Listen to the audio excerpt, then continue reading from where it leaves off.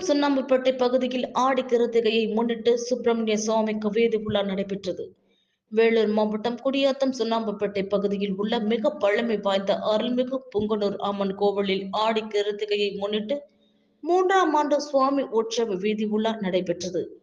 இதனைத் தொடர்ந்து அலங்கரிக்கப்பட்ட வாகனத்தில் அருள்மிகு ஸ்ரீ வள்ளி தேவசேனா சிவசுப்பிரமணிய சுவாமிக்கு அலங்காரம் செய்யப்பட்டு தீப ஆராதனை நடைபெற்றது. முன்னதாக கிராமிய கலையான சிலம்பாட்டம், மான்கொம்பு, வால் சண்டை, நெருப்பு வளையம் தாண்டுதல் உள்ளிட்டவை கொண்டு வீதி உலா நடைபெற்றது. இதில் புங்கனூர் அம்மன் கோவில் பக்த சபா நிர்வாகிகள் கருணா, பாஸ்கர், ஸ்ரீகாந்த், ஜோதி உட்பட பலர் கலந்து கொண்டனர். இதனைத் தொடர்ந்து பக்தர்களுக்கு 5 வகையான உணவினை அன்னதானமாக வழங்கப்பட்டது.